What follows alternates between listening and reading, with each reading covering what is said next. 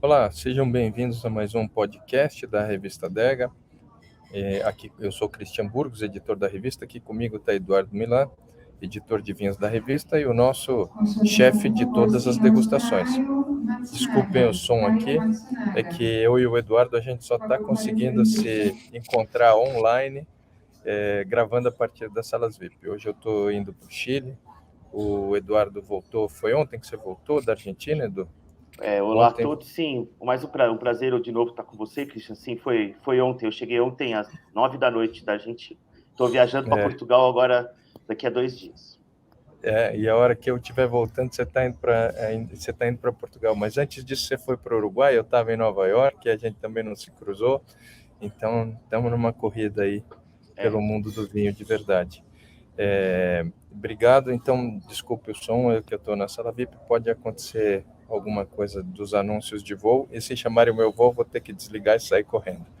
Edu, obrigado pela conversa de hoje, mais uma vez. Como é que foi a degustação lá no Descorchados? Foi bacana? Você foi fazer a final da Argentina, né? assim como eu fiz a do Chile em setembro, a gente fez da Argentina aí nessa semana aí.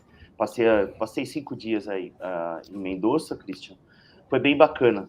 Depois de 2.500 vinhos, né, que o Patrício degustou, eu participei de algumas degustações da semana, porque eu cheguei um pouquinho antes. E daí a gente degustou para a final, às cegas, em torno de 300 vinhos, mais ou menos, 280 e alguma coisa, em várias variedades e tal. Foi bem bacana. Legal, que alguns caras degustam num concurso inteiro, a gente degustou só na final do Descorchados. Bacana, Edu. Que só de Argentina foram mais de 2.500 vinhos, né, Cristian? Só Incrível, de Argentina. incrível, incrível.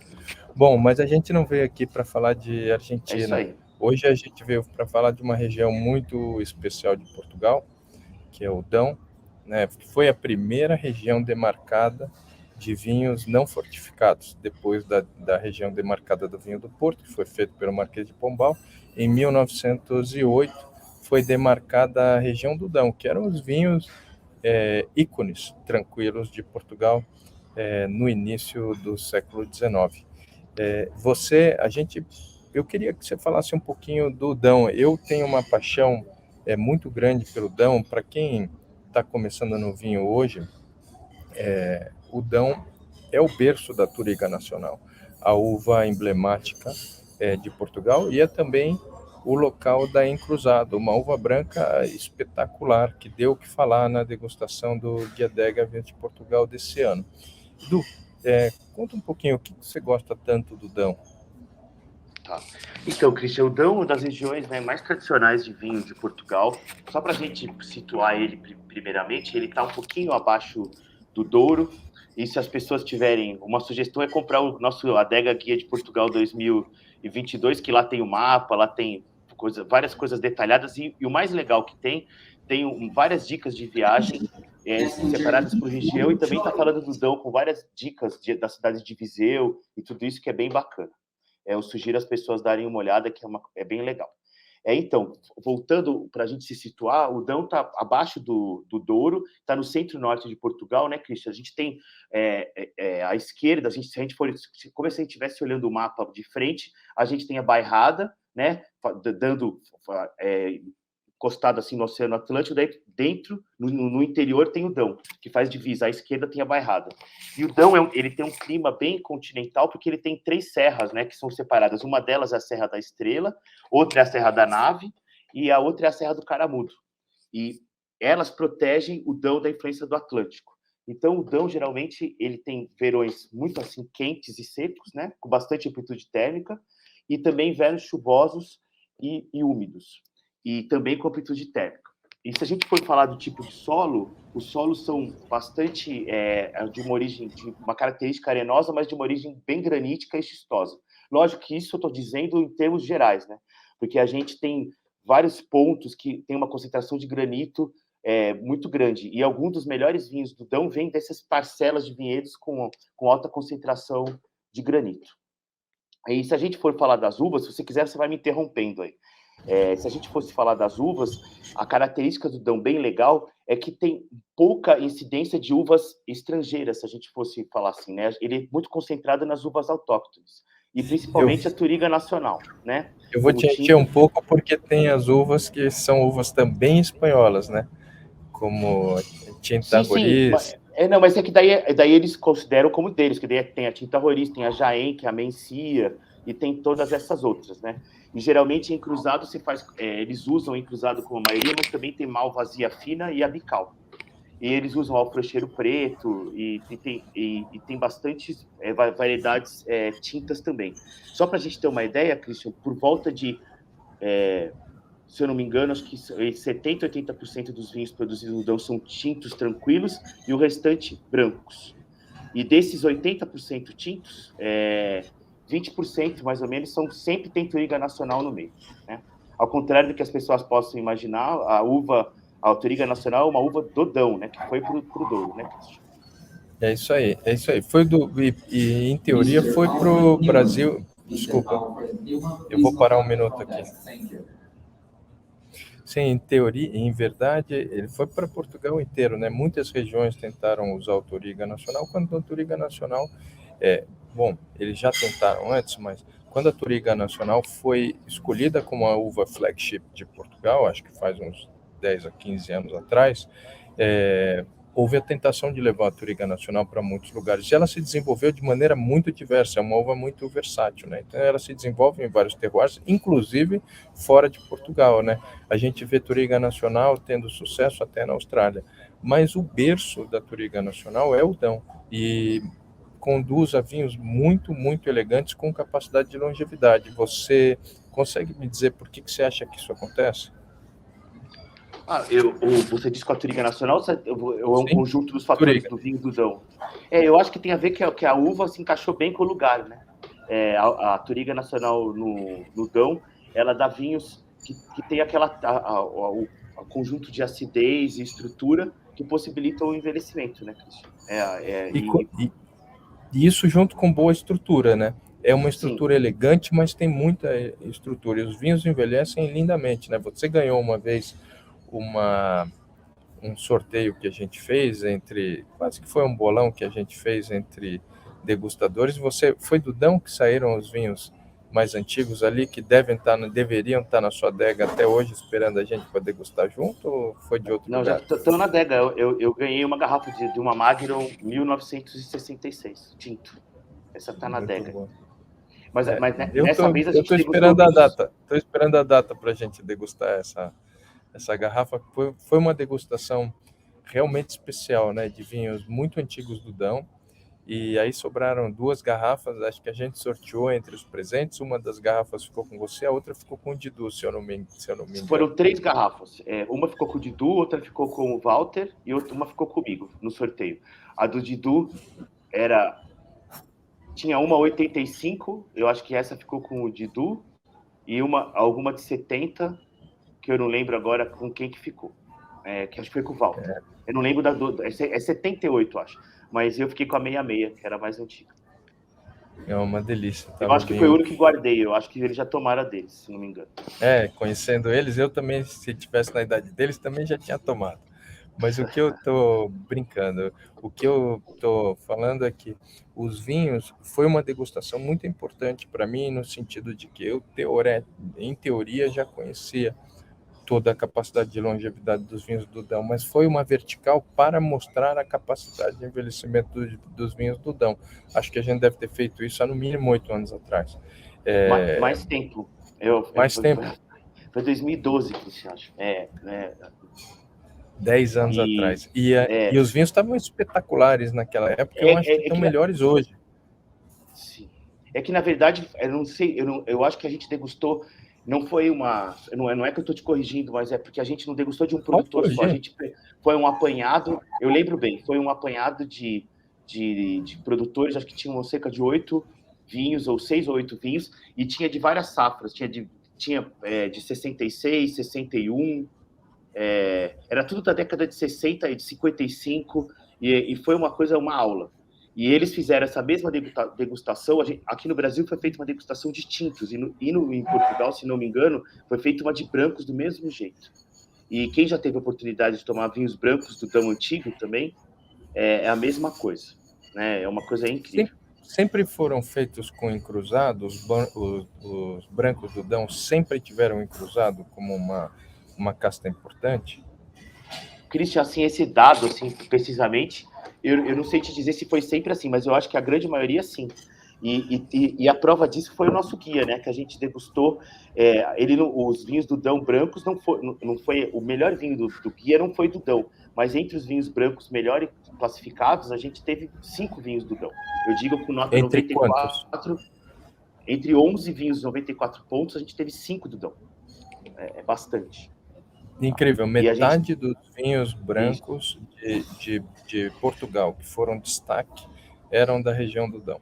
E detalhe, a Com gente 94 degustou pontos. 20 vinícolas do Dão esse ano no guia. Porque a gente degusta somente os vinhos que são importados para o Brasil. Teve uma amostragem legal. O que é bacana do Dão é que a relação de nota pela quantidade de vinhos é impressionante, né? A qualidade é alta do que estava no mercado brasileiro. A gente degustou bastante coisa do Douro, bastante coisa do Alentejo, é óbvio que são as duas regiões que são mais importadas para o Brasil, assim, tem mais variedade, são as que os consumidores conhecem melhor, ou têm mais acesso, não sei dizer, mas os vinhos do Dão têm essa tradição. E é bom a gente lembrar que os vinhos do Dão, na década de 80, 70, 80, 90 aqui no Brasil, eles eram um dos poucos vinhos de Portugal que vinham junto com os vinhos verdes, com todas essas coisas, né? Sim, era o vinho mais vendido, a origem mais vendida de Portugal no Brasil, um dia foi o Dão. É que o Dão passou por uma história de ter vinhos nobres no século XIX, né, vinhos de altíssima qualidade, reconhecida internacionalmente, inclusive, né, comparados com Borgonha e tudo mais, e depois passou por um período um pouco mais difícil. E ele volta a renascer na década de 90, em termos de olhar para a qualidade, dar espaço para novos projetos, grandes casas ou grandes vinícolas ou grupos de outras regiões de Portugal indo para o Dão para fazer grandes vinhos. Então eu acho que o Dão passou por um renascimento a partir da década de 90 e a gente está descobrindo isso ou encontrando isso nos vinhos do Dão hoje. Não sei se você concorda com o que eu estou falando, mas para mim, toda vez que a gente faz a final, tem o Garrafeira, como é o nome dele, que é o que sempre está nas Falorca. O Falorca sempre está nas degustações, né? Nesse ano foi o melhordão, né? Um dos melhordão. A gente teve 3 melhordão, eu vou ler aqui para te ajudar e depois você vai ter que falar dos vinhos. O Osvaldo Amado Raríssimo Tinto 2001, que teve 95 pontos. O Pedra Cancela Amplitude 2013, que teve 95 pontos. E o Quinta da Falorca Garrafeira Old Vines 2017, que também teve 95 pontos. Você podia falar um pouquinho dos vinhos para a gente?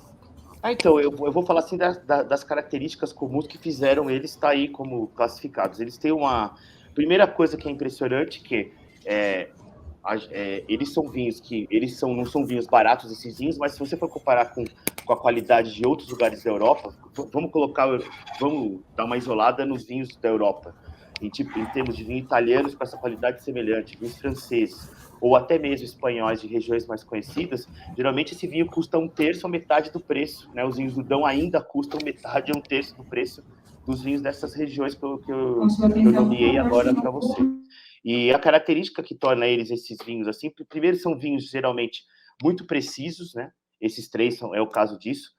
Cada um com o seu estilo, lógico. A gente degustou um vinho aqui de 2001 nesse ano, mas é justamente o Osvaldo Amado, que é um super enólogo português. Ele quer mostrar a capacidade dos vinhos do Dão, e esse vinho foi lançado agora, para ter uma ideia. Ele guarda ele lança os vinhos com bastante tempo. Esse é o projeto pessoal dele. Mas, voltando, geralmente são vinhos com taninos muito finos, muito equilibrados em termos de acidez e também muito precisos, com uma fruta que não é nem sobremadura, nem madura, e isso é uma característica. É lógico, eu estou falando isso em termos gerais, né? O Dão ele não sofreu tanto, se a gente for colocar em termos gerais, com os modismos que tiveram no começo do século XXI, principalmente na primeira década dos anos 2000, que outras regiões do Portugal passaram, né? Como Alentejo, principalmente, Douro, vinhos muito alcoólicos, super concentrados, com sobremadurez. E isso não só foi em Portugal, isso aconteceu no mundo inteiro, né? E se a gente for olhar para o Dão, aconteceu isso, mas foi uma coisa muito menos notável. Ele se manteve dentro do estilo dele de sempre, né? Não sei se você concorda. São vinhos com mais frescor, mais gastronômicos. Lógico que tem uma estrutura. E só fazendo um gancho ao que você estava falando, a gente, de novos projetos, vinícolas de outras regiões, grandes enólogos portugueses, afamados enólogos, assim, com vinhos, com projetos super bem-sucedidos em outras regiões, principalmente no Douro, estão fazendo vinhos aí, né? Por exemplo, tem aqui o projeto o MOB, né, que é o Moreira, do Poeira, o Lazabal, do Quinta do Vale Meão, e o pessoal, como é que se chama? O Seródio Borges, que daí o MOB, né, que faz os vinhos da Manuela, da Quinta da Manuela. Sim. Eles têm um projeto só de ressaltar essa característica do Dão. O Dirk Niport é a mesma coisa, que ele faz um vinho do Dão também, né? Ele fez o Conciso 2016, que ficou um dos destaques do Dão, com 94 pontos. Né? O vinho campeão do ano passado do Dão foi um vinho desse projeto que eu tô falando, que foi o vinho, quase foi o vinho do ano passado. A gente deu 96 pontos. Eu até posso fazer a colinha aqui, para lembrar o nome. Pode fazer.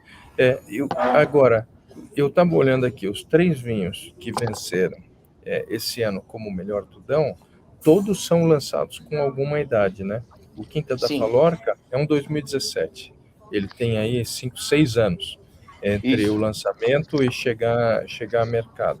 O Pedra Cancela Amplitude 2013, também um vinho com 9 anos hoje, e ele está no mercado. O Osvaldo Amado Raríssimo 2001, nem preciso falar, 21 anos entrando no mercado. Então, guarda o vinho, o Osvaldo Amado guarda por 20 anos o vinho para lançar, Quinta da Falorca guarda por 5 anos antes de lançar, e o Pedra Cancela está guardando por praticamente 8 anos antes de lançar o vinho. Eu acho que poucas regiões do mundo têm feito isso, de ter a confiança de esperar tanto tempo para lançar seus vinhos, e também a força econômica para esperar esses vinhos no estoque durante tanto tempo até lançar eles no momento certo de degustação. Eu acho fabuloso isso que acontece. É meio como se o Dão tivesse ficado num ambiente restrito dele, né, numa ilha perdida, né, do Jurassic Park, e não tivesse pegado esses modismos todos de lançar os vinhos hiper extraídos, com muita madeira, com muita estrutura, com muito dulçor. É incrível que o Dão tenha se preservado dessas modas, né?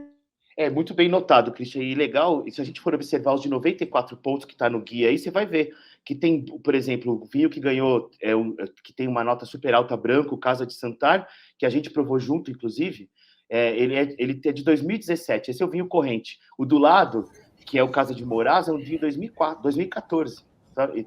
E é o que está no mercado hoje, corrente. E assim vai. E é um vinho aqui laranja, aqui, que é esse Casa de Moraes também, 2019. Esse é um pouquinho mais jovem, mas vai assim, e vão todos assim. E é legal falar também do Dão, que tem muitos projetos, Christian, isso é uma coisa do mundo, que tem muitos pequenos produtores, né, que estão começando a vir para o Brasil.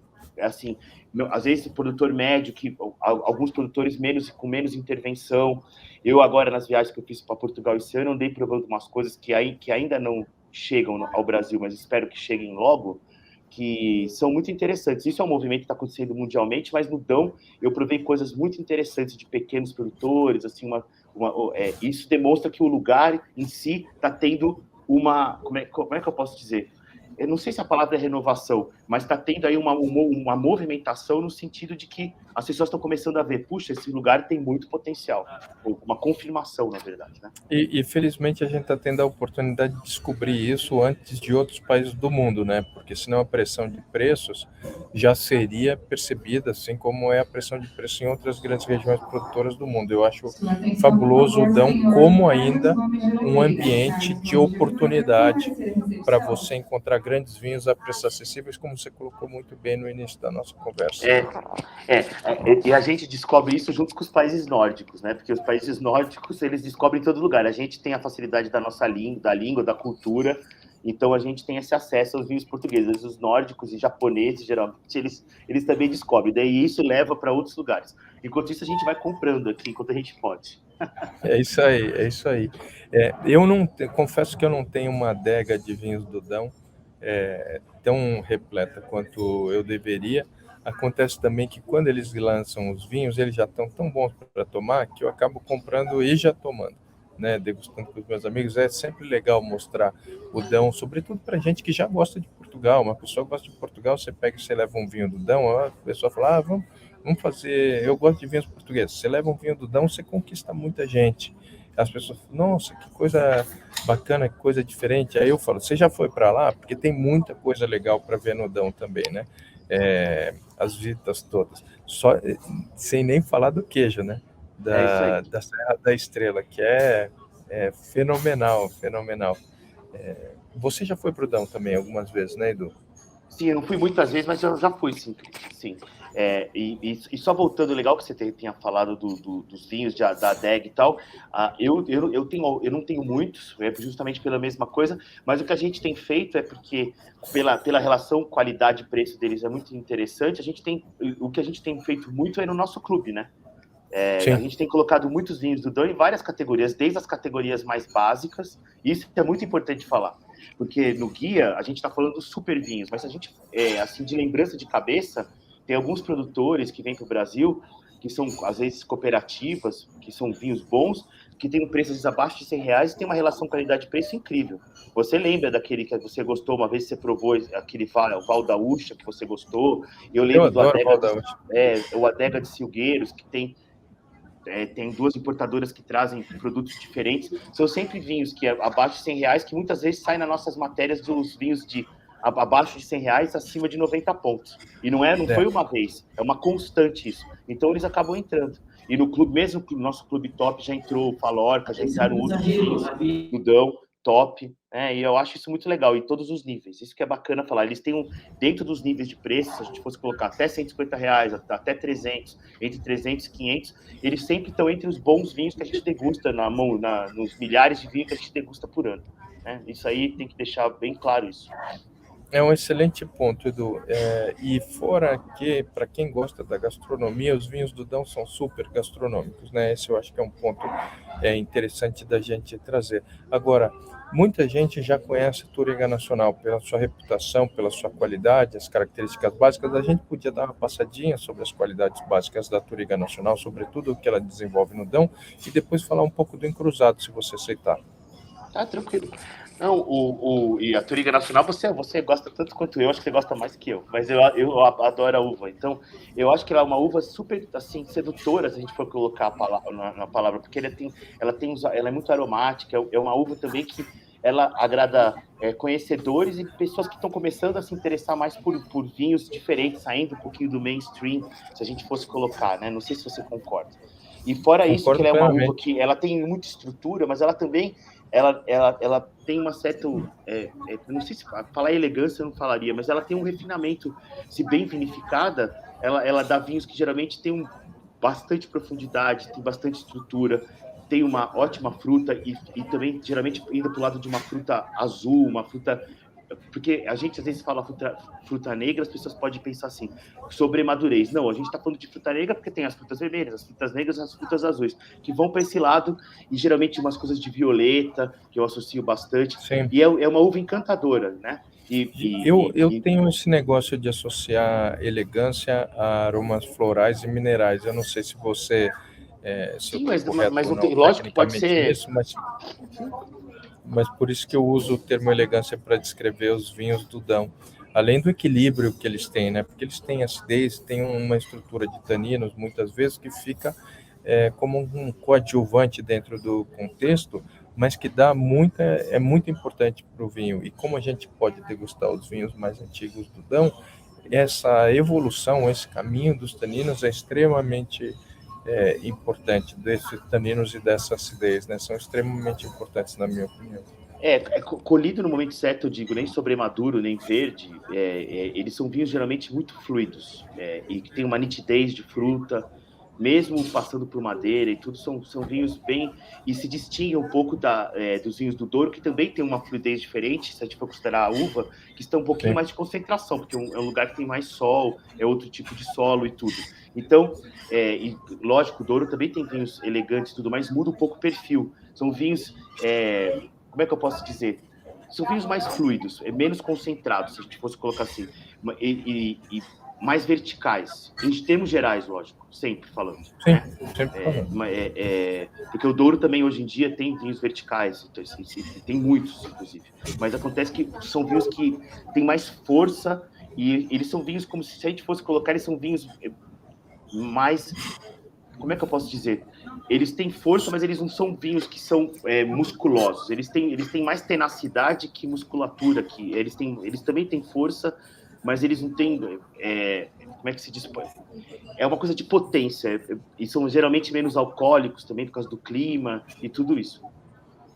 Esse tema de ser uma região de clima temperado, dentro de Portugal, que é marcado por ser mediterrâneo, né, e muitos outros climas da Europa que são mediterrâneos, ali no sul da França e tudo mais, e na Espanha, sobretudo, é muito interessante da gente encontrar. É um terroir único colocado no meio de Portugal. Se você tiver a oportunidade ou for fazer a viagem saindo de Lisboa, indo até o Porto, indo pela estrada antiga ou pela rota antiga, é um lugar para parar e passar um dia, porque é fabuloso o que a gente vê no Dão hoje. Edu, eu queria passar um pouquinho, por causa da questão do tempo, que a gente é sugerido a trabalhar dentro dos 30 minutos aqui no podcast, para não aborrecer ninguém. Eu queria falar um pouquinho do encruzado, porque é tão importante isso que você falou, de 5 dos 11 destaques de vinho de Portugal terem sido brancos da região do Dão, que eu acho que a gente tem que ressaltar isso um pouco mais. Legal. Então, Cristian, a Encruzado... Tá me ouvindo? Parece ter uma... Estou ouvindo, perfeitamente. Tá. Pode então, seguir. Cristian, é uma coisa tão enraigada no Dão, né, essa uva para a gente, que às vezes a gente que trabalha, eu que degusta, a gente acaba nunca focando nela. Mas quando agora eu fui para Portugal no começo do ano, a gente teve o concurso de vinho de Portugal e teve uns seminários, foi uma coisa muito interessante, né? Porque elas são uvas de é uma uva de extremo potencial, né? Porque ela tem essa coisa, se eu fosse associar quando degustando, geralmente ela é uma uva que tem, não sei se você concorda, ela vai para um perfil mais de frutas brancas, fruta de caroço, e bem vinificada também. Ela tem uma estrutura, ela tem uma textura, não é tanino, ela tem uma textura, ela tem um meio de boca e que agrega profundidade a ela, né? E sempre com essa coisa do frescor, que no final de boca geralmente tem o lógico, acidez muito pronunciada, mas é uma acidez, se a gente for colocar, é complicado falar assim, porque às vezes as pessoas acham que a gente está viajando, mas é uma acidez mais arredondada que eu associo, menos pontiaguda, se a gente for falar, né? Comparado com outras uvas e tal. Mas tem um frescor cítrico, mas um cítrico... Eu sinto isso muito porque ela tem essa capacidade de ter essa acidez, mas a fruta dela consegue ser uma fruta envolvente, né, de meio de boca e entrada. Então, eu acho que a encruzada é meio que uma uva que consegue estar em várias posições ao mesmo tempo. Não é muito fácil você encontrar uvas assim, né? Geralmente as uvas tendem para um lado em detrimento de outro, mas a encruzada é uma uva como se fosse um meio campo, assim, que consegue se posicionar bem. E ela tem um potencial de envelhecimento muito grande também, por causa que ela tem essa coisa, bem vinificada, ela dá vinhos muito estruturados, né? São vinhos gordos, mas também verticais. Esse que é o negócio, tem um vinho, tem uma gordura. E é uma uva muito maleável. Em que sentido? Que ela tem essa possibilidade. A Chardonnay tem a fama que tem por causa dessa maleabilidade. Você é capaz de fazer Chardonnay super verticais, finos, profundos, e você também fazer vinhos super gordos, volumosos, dependendo da região, dependendo do lugar. E a Encruzado, de certa forma, também tem isso. Você consegue, é lógico, ela não é tão plantada, então a nossa referência é de alguns lugares que a gente prova.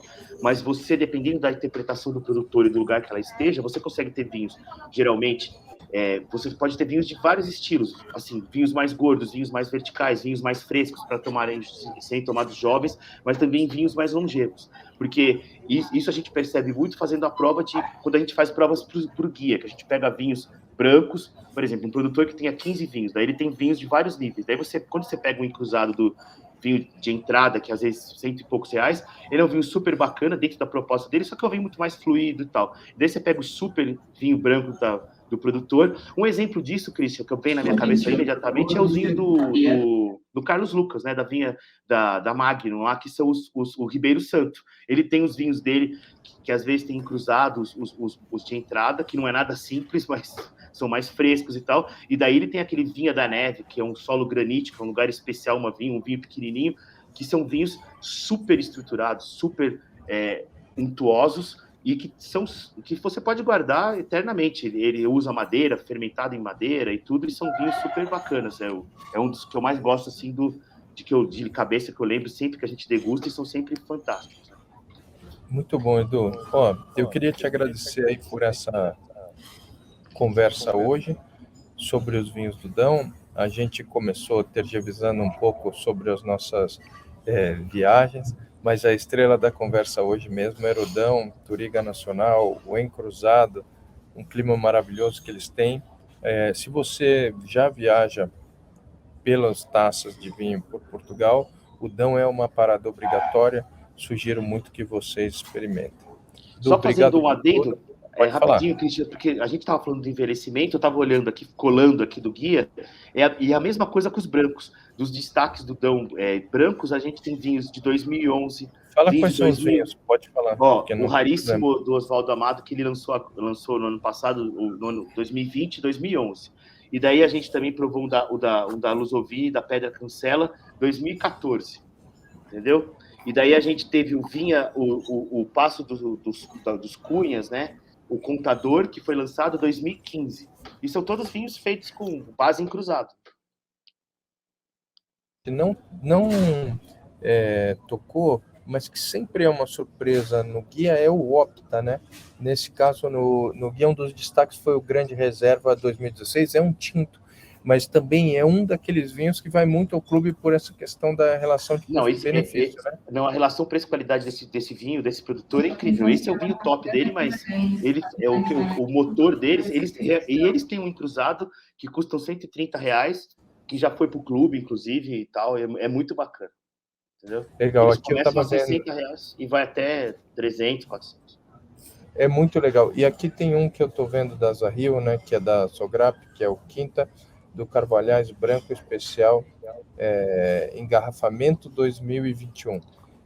Esse para mim foi uma surpresa. Eu não degustei esse vinho muitas vezes, mas é um vinho muito especial. Tem muita coisa interessante. E esse aqui, ele é um vinho que ele é um vinho que é um blend de safras, né? Um engarrafamento, ele faz um blend de safras. E é bem interessante também. Bom, eu queria te agradecer, Edu, pela conversa. Eu preciso sair correndo para ver se eu consegui o upgrade, saber se eu vou dormir ou não no voo, porque amanhã eu começo muito cedo e já no Chile, e a gente vai se falando.